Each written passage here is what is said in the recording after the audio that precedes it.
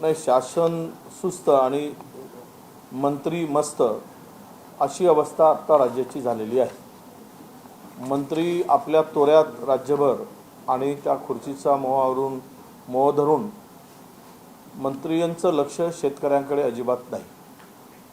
दुर्दैवानं या मागच्या एक आठवड्याच्या पूर्वी आलेला किरकोळ पाऊस वगळता 35 दिवस पाऊस न आल्यामुळे संपूर्ण मराठवाडा हा दुष्काळाच्या छायेत आता गेलेला आहे। दुष्काळाच्या गडद छायेमध्ये आहे। अद्यापही सरकारने त्याकडे सरकारने लक्ष दिलेलं नाही। सरकारला शेतकऱ्यांच्याकडे लक्ष द्यायला वेळ नाही, अशी परिस्थिती आता विदर्भासह मराठवाड्यातील काही जिल्ह्यामध्ये झालेली आहे। मुद्दाम आपल्याला भयावह असं वास्तव संपूर्ण महाराष्ट्रामध्ये शेतकऱ्यांच्या आत्महत्याचा आपल्याला दिसतो आहे। एकूण 1 ऑगस्ट ते 31 ऑगस्टपर्यंत एक महिन्यामध्ये महाराष्ट्रामध्ये 685 शेतकऱ्यांनी आपली जीवनयात्रा संपवली आहे। हे इतकं धक्कादायक वास्तव आहे की कुठल्याही राज्यकर्त्यांचं आणि शासनाचं मन सुन्न होईल। सर्वसामान्य लोकांना किंवा कोणालाही हे भयावह वास्तव पचणार नाही, अशा प्रकारची विदारक अशी स्थिती या राज्यामध्ये झालेली आहे। यामध्ये 685 शेतकऱ्यामध्ये बीडमध्ये 186 शेतकरी, ज्या कृषी मंत्र्याचा जिल्हा आहे, कृषी मंत्री प्रत्युत्तर देत फिरत आहे। ज्या ठिकाणी त्या ठिकाणी तुम्हाला दिसतंय उत्तराला प्रत्युत्तर, उत्तरादायित्व सभा। अरे शेतकरी आत्महत्या करतायत तुमच्या जिल्ह्यामध्ये। 186 शेतकऱ्यांनी जीवनयात्रा संपवली 1 महिन्यामध्ये, आणि तुम्ही यात्रा करून किंवा ते सभा करताय तर तुम्ही शेतकऱ्यांसाठी जीव घेण्यासाठी तुम्हाला कृषी मंत्री म्हणून त्या पदावरची खुर्ची मिळाली का? शेतकऱ्यांच्याकडे दुर्लक्ष करण्यासाठी हा प्रश्न महाराष्ट्रातील जनता विचारते आहे। म्हणून बीडमध्ये 186, उस्मानाबादमध्ये 113, नांदेडमध्ये 110 आणि छत्रपती संभाजीनगरमध्ये 95 आणि त्यापेक्षा 685 झाले।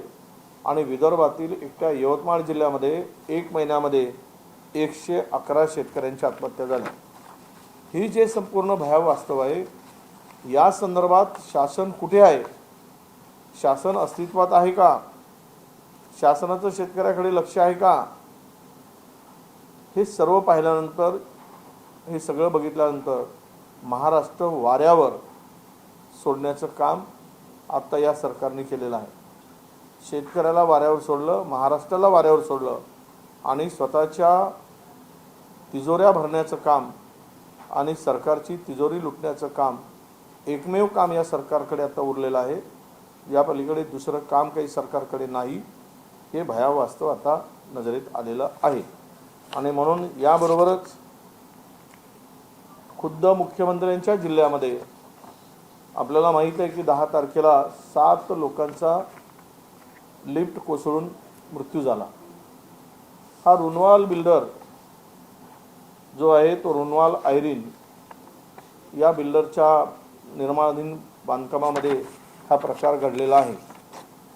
खरं तर मुख्यमंत्र्यांचा जिल्हा आणि नवनवीन मजल्यावर मजले चढवत असताना कामगारांच्या जीवाची काळजी मुख्यमंत्र्यांच्या जिल्ह्यातच घेतली जात नाही।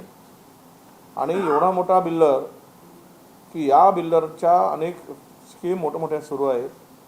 ही आशीर्वाद अजूनही कारवाई या रुनवाल बिल्डरवर झाली नाही।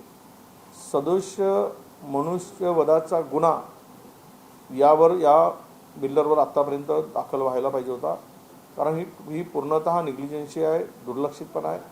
हा बिल्डरच्या चुकीमुळे 7 लोकांचा, कामगारांचा जीव गेला आहे। तर ही जबाबदारी निश्चितपणे बिल्डरवर ठेवली पाहिजे, याला जबाबदार निश्चित केली पाहिजे आणि त्यांच्यावर 304 सदस्य मनुष्यवधाचा गुन्हा दाखल केला गेला पाहिजे आणि त्यांना त्वरित अटक केली गेली पाहिजे।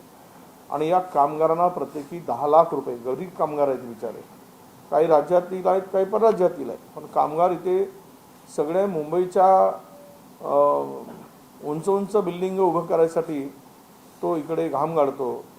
कुठलाही कामगार असेल त्या कामगारांना 10 लाख रुपये प्रत्येकी त्वरित मदत मिळावी आणि हा रुनवाल बिल्डरकडून अद्याप कुठलीही मदत मिळाली नाही. याला वाचवण्याचा प्रयत्न सुरू आहे. काही मुख्यमंत्र्यांची मर्जी संपादन केलेला बिल्डर आहे म्हणून काय आपण याला वाचवतात का, असाही प्रश्न महाराष्ट्रामध्ये विशेष करून ठाण्यामध्ये लोक विचारत आहेत.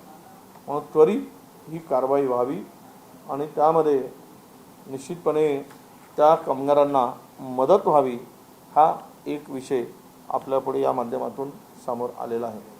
आणि आता या राज्यामध्ये प्रचंड असा डेंग्यूचा प्रसार मोठ्या प्रमाणात डेंग्यूनी थैमान घातलेला आहे. आताच आमच्या ऑफिसमधल्याच एका किंवा आमच्या जवळच्या व्यक्तींना डेंग्यू झाल्याचा आता मी फोन केल्यानंतर मला माहिती मिळाली मोठ्या प्रमाणात. आणि त्यामुळे या डेंग्यूचा निदान करणाऱ्या किट्सचा तुटवडा मोठ्या प्रमाणामध्ये राज्यामध्ये निर्माण झाला आहे.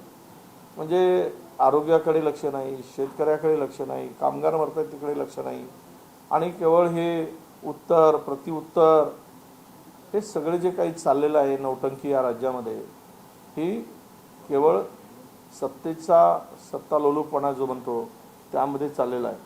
ही अत्यंत गंभीर अशी बाब आहे की याच्या किट्स जर नसतील तर त्या डेंग्यूचा हा असा आहे की प्लेटलेट कमी होणं सुरू होतो आणि कधीकधी रुग्णांचा जीव यामध्ये धोक्यात येतो, अशी परिस्थिती आहे.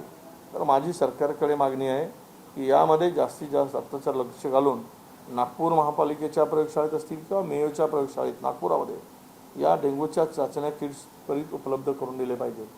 चाचण्या किट्स जर नसतील तर निदान नाही झालं वेळेवर आणि तर मात्र त्या रुग्णांचा जीव धोक्यात येईल आणि त्याला जीवास मुकावं लागेल, ही परिस्थिती राज्यात निर्माण झाली आहे. शासनाने त्वरित या किट्स आहेत आवश्यक असलेल्या पूर्ण जिथे जिथे थैमान घातलं आहे त्या ठिकाणी किंवा राज्यात त्वरित उपलब्ध करून दिले पाहिजे, ही मागणी मी राज्य सरकारकडे करतो आहे. सरकारकडून जे आंदोलनाबाबत बोललं जात आहे की जो आंदोलक आहे त्यांनी ते प्रतिष्ठेचा विषय करू नये, कारण आम्ही आरक्षण देण्याची आमची भूमिका आहे असं सरकारकडून म्हणलं जातं. जे आंदोलन करत आहे त्याचं असं मत आहे की जे आम्ही देत आहे त्यांनी सरकारला वेळ द्यावा, प्रतिष्ठेचा विषय करू नये असं समजा. नाही, असं आहे की केंद्रात आणि राज्यात एकाच विचाराच्या पक्षाची सरकार आहे. आरक्षण देण्याचा विषय सरकारचा आहे, सरकारचा तो अधिकार आहे, शासनाचा अधिकार आहे. राज्य शासन असू दे की तुम्ही त्याचा पाठपुरावा किंवा केंद्र सरकार, मुळात तुम्ही या लोकांना आरक्षण देण्यासंदर्भातली अनेक वर्षाची मागणी आहे. ज्यावेळेस कोणी उपोषणाला बसतो, आंदोलन करतो, त्यावेळेस सरकार जागं होतं का? त्यापूर्वी या सरकारला त्या समाजाची काळजी वाटत नाही का? निवडणुका आल्यानंतर तुम्ही वारेमाप घोषणा करताय, पहिल्या कॅबिनेटमध्ये आरक्षण देऊ म्हणून सांगताय, 100 दिवसामध्ये आरक्षण देऊ म्हणून घोषणा करताय. मग आत्ता जर त्या समाजाच्या भावनाचा विचार करून किंवा समाज आत्ता पेटलेला आहे त्यावेळेस देण्याचा अधिकार तुम्हाला आहे, देण्याचा अधिकार विरोधकांना नाही. जर ते अडून बसले असतील तर त्यामध्ये मार्ग काढून मराठा समाजांच्या अपेक्षा आणि त्यांच्या मागण्या पूर्ण करण्याचा अधिकार शासन म्हणून पूर्ण पार पाडावा. आम्ही त्यांच्या पाठीमागे आहोत. हे करत असताना कोणताही समाज दुखावणार नाही, त्याच्यावर अन्याय होणार नाही आणि त्यांच्या वाट्याचं दुसऱ्याला देण्याची पाळी येणार नाही, ही दक्षता सरकारने घ्यावी आणि मार्ग काढावा. तुम्हाला जर मार्ग काढायचा असेल, मराठा समाजाला आरक्षण द्यायचं असेल तर सरकारची जबाबदारी आहे. सरकारने ज्यावेळेस आता संध्याकाळी चर्चा होईल त्यावेळेस आम्ही चर्चेमध्ये सांगू. जर सरकारची काय भूमिका आहे ती स्पष्ट झाली तर मग आम्हाला बोलता येईल.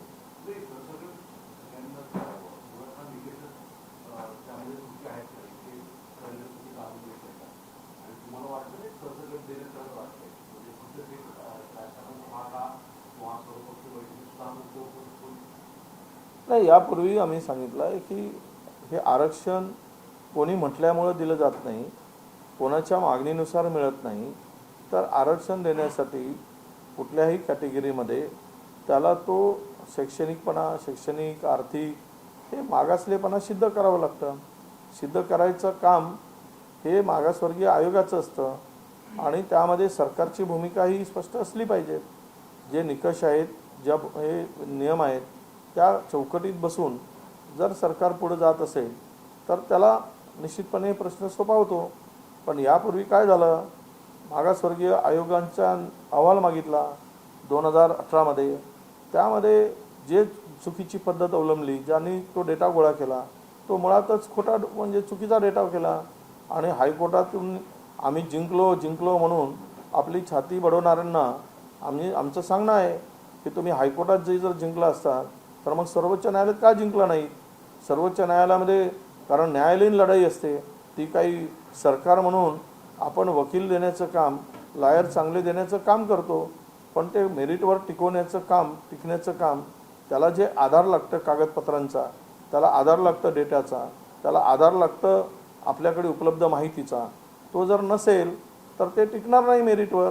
आणि मेरिटवर ते टिकलं नाही आणि पुन्हा सर्वोच्च न्यायालयाने स्पष्ट सांगितलं की हा विषय घेऊन पुन्हा सर्वोच्च न्यायालयात येऊ नका. त्यांची पिटिशन खारिज केली, हेही सगळ्यांना माहीत आहे. आता या सगळ्यामध्ये स्पष्ट असताना सरकारने अमेंडमेंट करणं हे अपेक्षित होतं. सरकार झोपलं होतं तोडाफोडीच्या कामामध्ये, पक्षफोडीच्या भानगडीमध्ये. त्यामुळे मराठा समाजाला न्याय मिळू शकला नाही हे स्पष्ट झालं आहे. एक गोष्ट या ठिकाणी पाहायला मिळते की जवळपास 180 पेक्षा जास्त आमदार मराठा समाजाचे आहेत.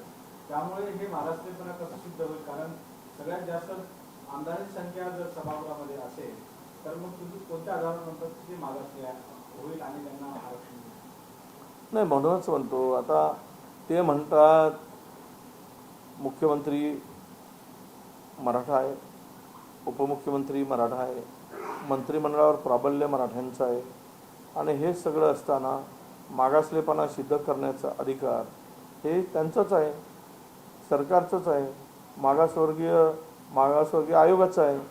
पण ते त्यांच्याकडे सिद्ध करण्यासाठी पुरावे असतील तर ते टिकेल कायद्याच्या चौकटीमध्ये, नाही तर टिकणार नाही.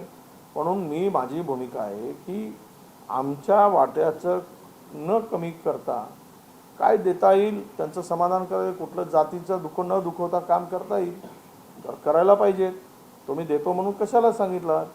धनगरांची फसवणूक तशाच पद्धतीनं केली गेली, मराठ्यांची फसवणूक त्याच पद्धतीनं केली गेली, हे सिद्ध झालेलं आहे. तर मराठवाड्यानंतर आता पश्चिम महाराष्ट्रात देखील मराठा आरक्षणाचा मुद्दा टाकलेला आहे. सुलभ चव्हाणांनी असं म्हटलं की जर का मराठवाड्यात जर का मराठा आरक्षण दिलं जातं तेव्हा पश्चिम महाराष्ट्रामध्ये काय घडलं कसं पाहता? नाही, मराठा समाजाला आरक्षण देण्याचा अधिकार विरोधकाचा नाही ना, सरकारचा आहे ना. सरकार म्हणून त्यांची भूमिका काय आहे ते सिद्ध करावी, स्पष्ट करावी. केंद्रात आणि राज्यात बहुमताचं सरकार आहे. रोज आपण उठून सुटून आमच्याकडे एवढे आहेत, आमच्याकडे एवढी संख्या आहे, आमच्याकडे बहुमत आहे. आता बहुमताच्या बळावर तर नाहीतरी राज्यात जे चाललेलं आहे विकासाच्या नावावर, तर हे सगळं राज्यातील जनता बघते आहे. त्याला द्यायचा आहे तर तो अधिकार शासनाचा आहे, तो कसा द्यावा हेही शासनाने ठरवावं. त्यामध्ये तुमच्याकडे शासन म्हणून जबाबदारी असेल तर EWSला न मागता, न मोर्चे काढता, न आंदोलन करता तुम्ही दिलात तर त्या पद्धतीनं काही मार्ग काढून द्या.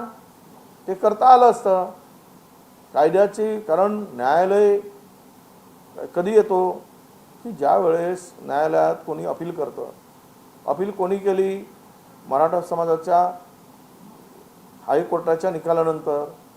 आणि त्याचे पुरस्कर्ते कोण आहेत मी नव्यानं सांगण्याची गरज नाही, वादाला वेगळं वळण मिळेल. विदर्भातला कुणबी समाज जो आहे, विदर्भातला कुणबी समाज स्वतःला मराठा मानत नाही आणि पश्चिम महाराष्ट्रातला मराठा स्वतःला कुणबी मानत नाही. मग अशा वेळेस कुणबी जात प्रमाणपत्र घेऊन मराठ्यांना आरक्षण देणं कितपत योग्य असं वाटतं? आणि जर देत असेल तर मग मराठ्यांना कुणब्यांचं वर्चस्व स्वीकार करावं लागेल? नाही, हा सगळा जो कोणी कुणबी मागावं, कोणी मराठा मागावा आणि कोण विदर्भातला कुणबी हा आमचा कास्तकार आहे, शेती करणारा आहे, शेतीत राबणारा माणूस आहे. त्यामुळे त्याला त्यावेळेपासून कुणबी प्रमाणपत्र मिळत आहे पिढीजात. कोणालाही कुठल्या जातीचं प्रमाणपत्र देण्यासाठी हे वंशावळी तपासली जाते. 3 पिढ्यांमध्ये जर तो त्या जातीचा असेल तर ते प्रमाणपत्र देणं हे योग्य ठरेल, ते मेरिटवर योग्य ठरेल, कायद्याच्या चौकटीत योग्य ठरेल. पण त्याला त्याची पायमल्ली करून देण्याचा प्रयत्न झाला तर ते कोर्टात टिकेल का, तो कायद्याच्या चौकटीत टिकेल का, हा प्रश्न उपस्थित होतो. त्यामुळे या चौकटीत बसत असेल तर पुढं जावं आणि पुढं जाण्यास काही हरकत नाही, नाही तर दुसरा पर्याय निवडावा. आता मराठा पश्चिम महाराष्ट्रातील आहेत खरं तर, आणि मराठा कुणबी विदर्भातील आहे. कारण हे तर स्पष्टच आहे की त्यांनी कुणबी म्हणूनच त्यांच्या पिढीजात त्या जाती आहेत विदर्भातल्या, आणि पिढीजात जाती मराठा म्हणूनच आहेत. तर एक शेतकऱ्याचा प्रश्न आहे टोमॅटो उत्पादकांचा. मोदी सरकारने नेपाळमध्ये 9,000 टन टोमॅटो आयात केले आणि त्यामुळे राज्यातील टोमॅटोचा दर हा पडला आहे आणि त्यामुळे शेतकऱ्यांनी चक्क रस्त्यावरती टोमॅटो फेकून दिले. पुन्हा एकदा टोमॅटो उत्पादकावरती वाईट वेळ आली आहे. तर नेपाळमधून 2,000 टन मोदी सरकारने टोमॅटो आयात केले आहे. नाही, असं आहे की G20चे मंडळी आली देशात, त्यांना कदाचित इंडियाचा टमाटर खाऊ घालायचं नसेल, परदेशातला टमाटर खाऊ घालायचं असेल, कारण तो वेगळा टमाटर असेल. म्हणजे तिथून निर्यात करून, नाहीतर नेपाळचा टमाटर इंडियाचा टमाटर किती छान आहे म्हणून दाखवलं असेल. आता हे काय सगळं जे चाललं आहे शेतकऱ्यांच्या मुळावरच चाललेलं आहे. कांद्यावर 40% तुम्ही निर्यात कर लावताय, तांदळावर 20% निर्यात कर लावताय. इंग्रज येऊन गेलेत पण एवढा कर लावला नाही निर्यातीवर. या देशातून कापूस बाहेर देशात जात होता, या देशातून त्यावेळेस नीळ जात होता बाहेर, या देशातून कितीतरी उपज बाहेर जात होते. परंतु ज्यावेळेस ही पॉलिसी जी केली गेली, पुन्हा त्याला विषयाला असाच अर्थ निघतो की या संपूर्ण मार्केटवर ताबा आता अदानीचा झालेला आहे. आणि हे टमाटर सोडा, पण इतर ग्रेन्स मार्केटवर सगळं ताबा, याच्यावर कमोडिटीजवर हे संपूर्ण कंट्रोल जो झाला आहे तो अदानीचा आलेला आहे.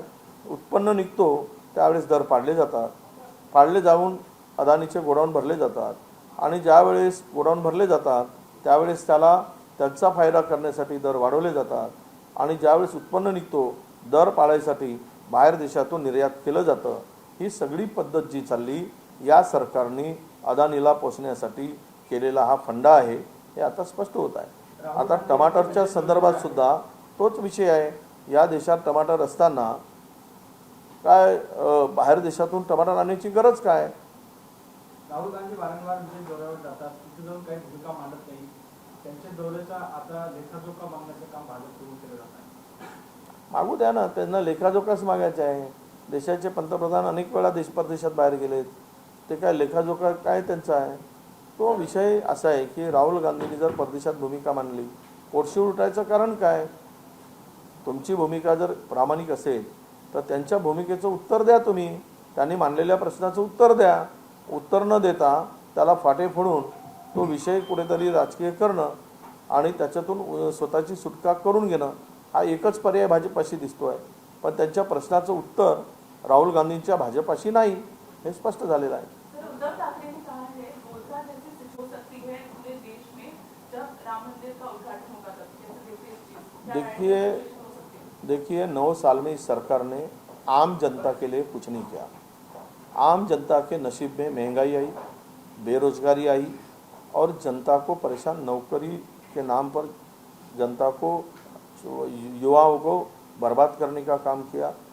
किस क्षेत्र में इस सरकार की इन्होंने 9 साल में कि हिंदुस्तान के लिए एक रोड छोड़ दिया, तो रोड का काम किया यह हम भी मानते, मगर उसके भी रोड तो कर दिया, टोल भी लगा दिया. तो ये कोई उपकार की भाषा नहीं हुई. ठीक है, रोड बन गए तो टोल भी वसूला जा रहा है. जो जो वादे किए थे आम जनता के लिए, वो एक भी वादा इस सरकार ने पूरा नहीं किया. उसमें से पेट्रोल से लेकर तो डीजल से लेकर तो गैस से लेकर महंगाई की जो चीज़ें हैं आम जनता के लिए, वो कुछ भी काम, ना कोई नया इंफ्रास्ट्रक्चर आया, ना कोई IIM आया कोई 9 साल के अंदर में, ना कुछ इंफ्रास्ट्रक्चर में केवल बढ़ावा मिला, वो भी पैसे वसूल करने के लिए बिल्डरों से. मैं पूछता हूँ कि ये सब कुछ होने के बाद आपको सब दिख रहा है। तो इसका मतलब क्या है, क्या जवाब है? जवाब यही है जो आपने कहा था। सर, पर राइट लाइक सिचुएशन हो सकती है ऐसा उन्होंने कहा है, तो काफी गंभीर आरोप है ये। नहीं, ये सही है कि ये सब, मैं फिर से कहूँगा, इसके पहले उद्धव जी के पहले भी मैंने ये कह चुका हूँ। जब इनके पास वोट मांगने के लिए कुछ विषय नहीं बचा है तो ये हिंदू मुस्लिम और भारत पाकिस्तान, मंदिर मस्जिद, इसके सिवा इनके पास में रास्ता कुछ नहीं बचता है। अब यही रास्ता अपनाकर ये वोट बटोरने का काम करते हैं और वोट बटोर करके हिंदुस्तान को गुमराह करने का काम करते हैं। यही हो रहा है और इसी के वजह से उद्धव जी ने जो कहा था उसमें तथ्य है। हमने भी इसके पहले यही कहा था। सर, ये देश की बात हो गई, महाराष्ट्र में भी इसी तरह के वायलेंस हमें देखने को मिल रहे हैं। अभी सातारा में भी ऐसे वायलेंस की घटना सामने आ रही है। क्यों महाराष्ट्र में बार बार ऐसी चीजें हो रही? देखिए, ये 7 महीने के अंदर में ऐसे 15 ये घटना घटी हुई, 15 राइट्स हो चुके हैं यहाँ पे। ये क्यों हो रहा है? ये मैं कहा हूँ कि आखिरी पर्याय बचता है। अब सरकार तो नाकामयाब हुई, सरकार के पास कामयाबी गिनने के लिए कुछ नहीं है, केवल क्या बोलते घोषणा के सिवा कुछ नहीं है। तो ऐसे स्थिति में यही पर्याय है उनके पास। जैसे जैसे इलेक्शन नज़दीक आएगा वैसे वैसे यहाँ पे ये वायलेंस बढ़ते जाएगा और ये आपस में लड़ाते जाएंगे और दंगल के भी वो महाराष्ट्र में भी हिंदू मुस्लिम राइट्स में बढ़ावा आएगा। और इनको यही करना है, विकास करना नहीं है, विकास के नाम पे लूट करना है और आपस में लड़वाना है।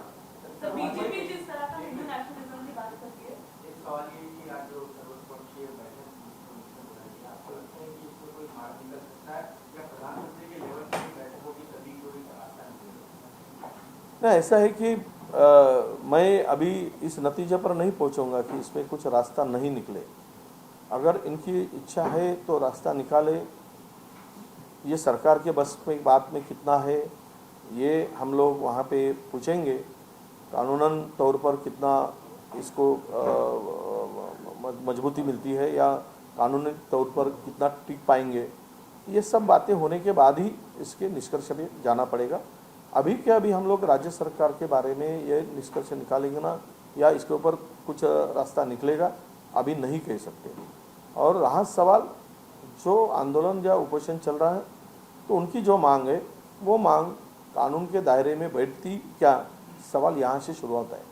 आपको क्या लगता है कि आप भी ओबी समाज का प्रतिनिधित्व करते हैं, सवाल ये कि इस तरह के सर्टिफिकेट जो सरकार ने जीआर निकाला है वो कानून के तौर पर ठीक है? आपको लगता है सरकार सर्टिफिकेट दे सकती है? नहीं, ये जो जीआर निकाला है इसके पहले भी ये सरकार ने निकाला है। इसके पहले भी जो वंशवाद की बात है वो तीन क्या बोलते पीढ़ी का पुराना वो उनके पास में एविडेंस की आवश्यकता है।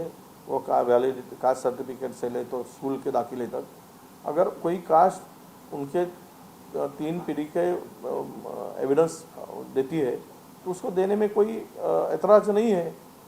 ये तो बात स्पष्ट है, ये कोई नई बात नहीं है।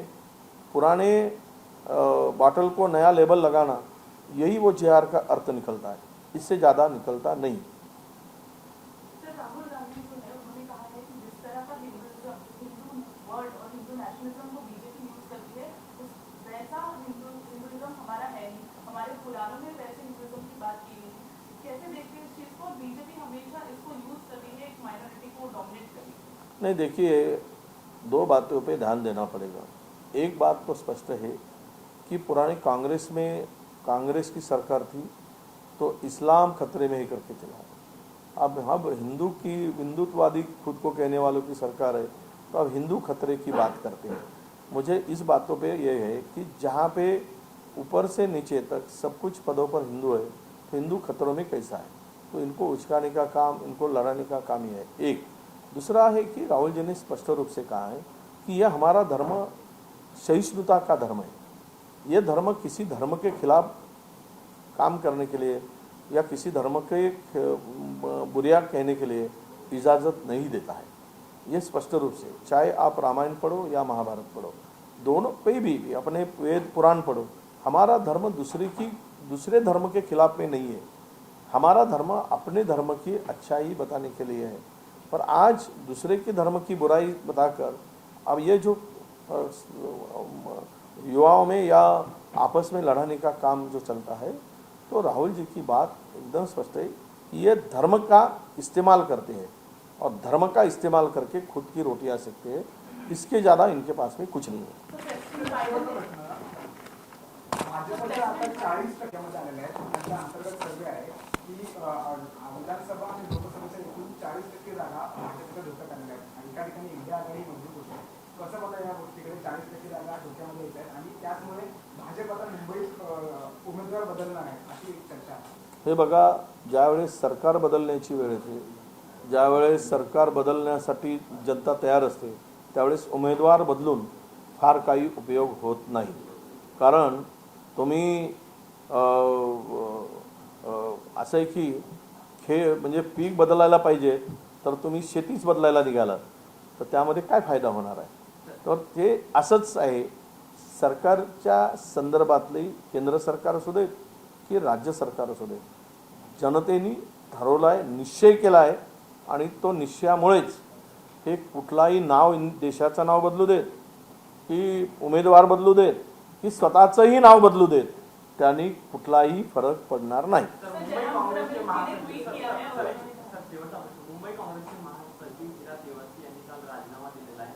या मुंबई काँग्रेसचे महासचिव हिरा देवासी जे मलबार हिंदमधून बोलत आहे, काँग्रेस लढले होते, त्यांनी राजीनामा दिला आहे. मुंबई काँग्रेसमध्ये सातत्याने अंतर्गत नाराज आहे. तुम्ही काही दिवसापूर्वी मुंबई काँग्रेसच्या नगरसेवकांची बैठक घेतली होती वर्षा गायकवाड यांच्यासोबत. काय येतो सातत्याने का अंतर्गत नाराजी वाढत? नाही, मला माहीत नाही. ती नाराजी मुंबई प्रदेशच्या अध्यक्षांना विचारावी, कारण मी संघटनात्मक बाबीमध्ये फार काही लक्ष नाही काल घालत. शरद पवारांनी आपल्या पदाधिकाऱ्यांची बैठक घेतली आणि बैठकीमध्ये जे 9 मंत्री जे 9 आमदार बाहेर गेले आहेत त्यांच्यासाठी दरवाजे बंद केले आहेत, त्यांच्या विरोधात ताकदीने लढा अशा प्रकारची भूमिका शरद पवारकडून घेण्यात आली आहे.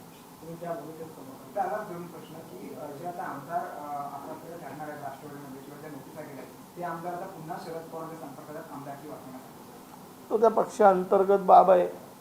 पक्ष त्यांचा फुटलेला आहे. पक्षांतर्गत कोण कुठे जातो, कोण कोणाकडे येणार किंवा त्यामध्ये कोण अपात्र होणार, कायद्याच्या चौकटीमध्ये जे काही बसेल, कायदा ठरलेला आहे, मेरिटवर निर्णय होणार आहेत. शेवट मेरिटवर निर्णय अध्यक्ष घेतील अशी अपेक्षा आहे आणि मेरिटवर निर्णय झाल्यानंतर म्हणजे खरी वस्तुस्थिती लोकांच्या पुढे येईल व हा खरा तो खरा हे सर्व पक्ष, मला वाटतं की त्या पक्षातील अंतर्गत हा विषय असल्यामुळे त्याचं उत्तर त्या पक्षाचे नेते देऊ शकतील.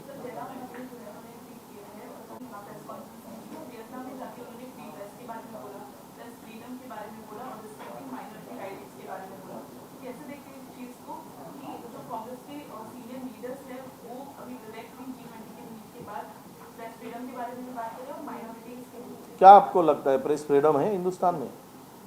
जो कहा था वो सच नहीं कहा है? अगर एक चैनल के में किसी एक न्यूज़ को दिखाया जाता है तो उस चैनल के आपके एडिटर के ऊपर कार्रवाई होती है, उसको अरेस्ट किया जाता है, ये क्या फ्रीडम है? सच्चाई दिखाना फ्रीडम है? जिसके गुणगान गाना सरकार के, अगर यही फ्रीडम है तो ये सच्चाई नहीं है. इसको अगर उन्होंने सच्चाई रखा है उसी के साथ में माइनॉरिटी के बारे में भी, या क्या है, माइनॉरिटी को आज टारगेट नहीं किया जा रहा है, उनको टारगेट करके उनको कटघरे में खड़ा नहीं किया जा रहा है. ये सब जो बातें हैं वही जयराम रमेश ने कहा. हिंदुस्तान की जो बातें हैं वही सच बाइडेन ने अगर बाहर कहा तो उसको ये एविडेंस है. एबीपी माझा, उघडा डोळे बघा नीट.